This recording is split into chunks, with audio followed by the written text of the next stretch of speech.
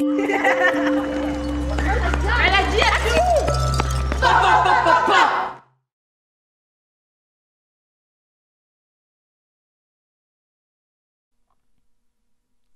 Bonjour à tous, je m'appelle Estelle, je suis designer et aujourd'hui je vais vous apprendre à dessiner des tsukumogami.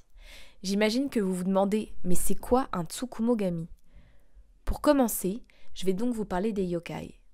Les yokai, ce sont des esprits qui appartiennent à la culture japonaise depuis très très longtemps. Ils sont présents dans plein d'histoires. Il y a énormément d'esprits, au moins une centaine, et ils ont tous des formes très différentes. Les yokai ont inspiré beaucoup d'histoires que nous connaissons. Sur le dessin que vous voyez, on peut apercevoir Totoro du dessin animé Mon voisin Totoro et aussi Pikachu, l'un des héros du dessin animé Pokémon, ainsi que Jibayan, qui fait partie de Yokai Watch, un dessin animé où, comme son nom l'indique, il y a plein de yokai. Comme vous pouvez le voir, les yokai sont partout dans notre culture. On peut même avoir un aperçu des tsukumogami, donc l'esprit dont je vais vous parler, dans le dessin animé La Belle et la Bête. Car oui, en effet, dans La Belle et la Bête, qu'est-ce qu'il y a notamment? Il y a des personnages qui sont des objets vivants. Et donc, on peut voir sur le dessin projeté, donc Madame Samovar et son fils, qui sont respectivement une théière avec des yeux, une bouche et une petite tasse avec des yeux et une bouche.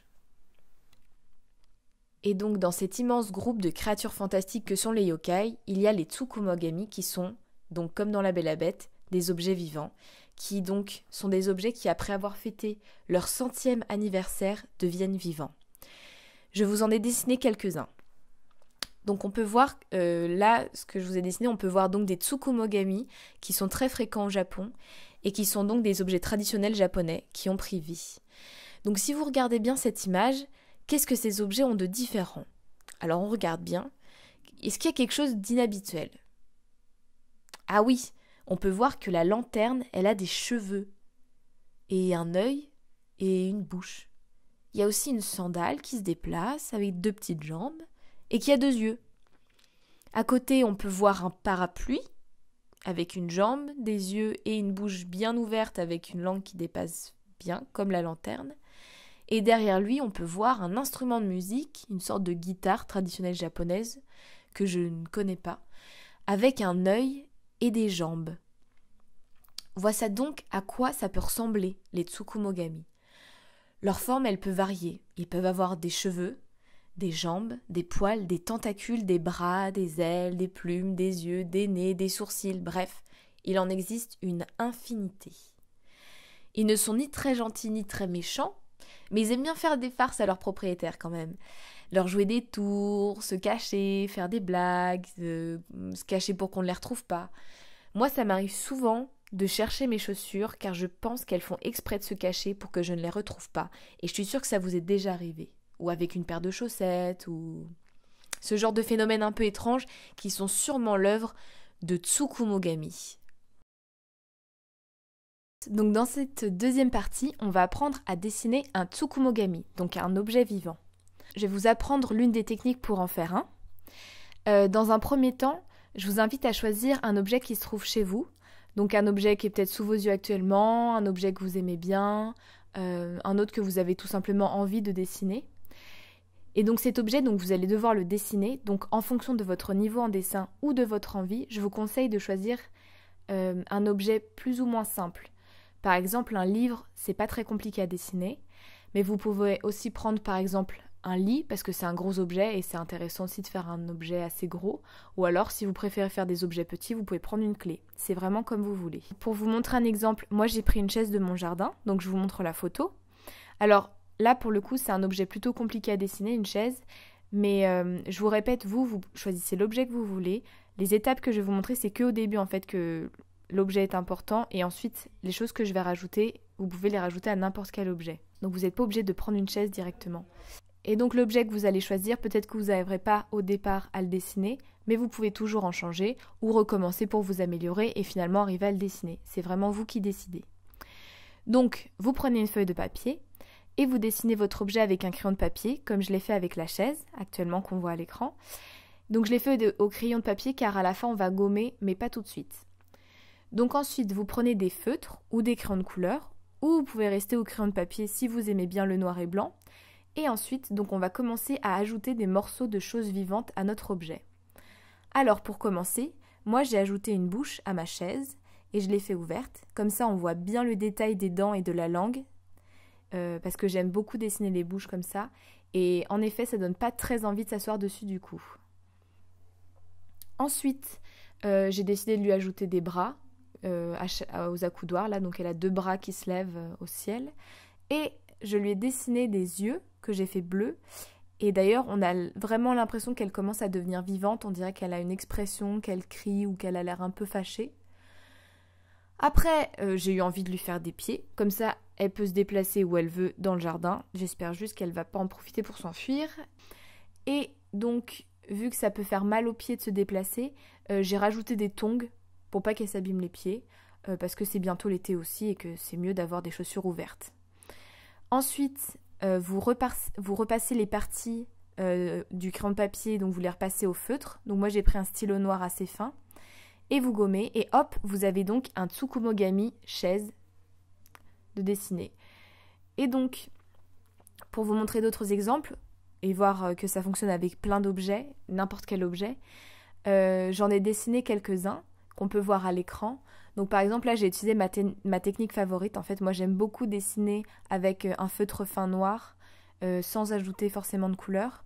Donc par exemple là j'ai pris un aspirateur, donc un objet très actuel et que je pense que vous avez tous chez vous, qui a beaucoup de détails de base et auquel j'ai ajouté des petites pattes et des yeux. Ensuite on peut voir donc une étagère avec qui contient donc des objets parce que c'est une étagère. Et ensuite je lui ai dessiné des grosses narines.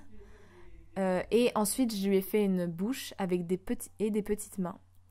Je les ai dessinées en noir et blanc, donc ma technique préférée. Mais après, vous pouvez ajouter de la couleur, comme je vous ai montré tout avant, où je l'ai fait. Donc j'ai utilisé des feutres de couleur. Le principal, dans tous les cas, c'est de commencer au crayon de papier pour dessiner l'objet et ensuite de lui rajouter des parties qui le rendent vivant, car c'est difficile de savoir au départ ce qu'on va lui rajouter. Ensuite, donc j'ai fait d'autres exemples pour vous montrer d'autres techniques pour faire des objets et d'autres façons de les... donc d'autres objets et d'autres façons en fait de les rendre vivants. Là par exemple, j'ai fait un oreiller qui est assez simple à dessiner comme forme et je lui ai rajouté des cornes bleues, comme des cornes de vache. Ensuite, je lui ai rajouté une queue comme celle que pourrait avoir un chat, donc avec plein de poils. Et sur les 4 coins, j'ai mis des palmes de grenouille. Et pour finir, j'ai fait un nez au centre. Tout ça, je l'ai fait au feutre de couleur fin. Ensuite, j'ai dessiné une grande tasse au crayon de papier. Et hop, cette fois, j'ai utilisé des crayons de couleur et je lui ai rajouté des yeux avec des cils. Et j'ai fait des tentacules qui sortent de sa tête. Les tentacules, vous savez, c'est ce qu'il y a sur les pieuvres et les calamars.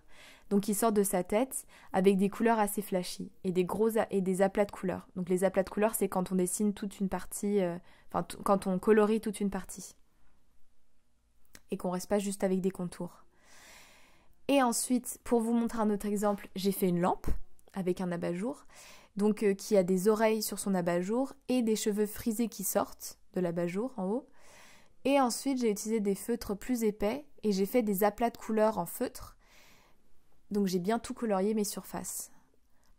Et pour finir, le dernier que je vais vous présenter, il est un peu différent, mais si c'est au cas où vous en avez marre d'utiliser vos feutres pour dessiner des tsukumogami et que vous voulez utiliser une autre technique, vous pouvez aussi faire du découpage et du collage.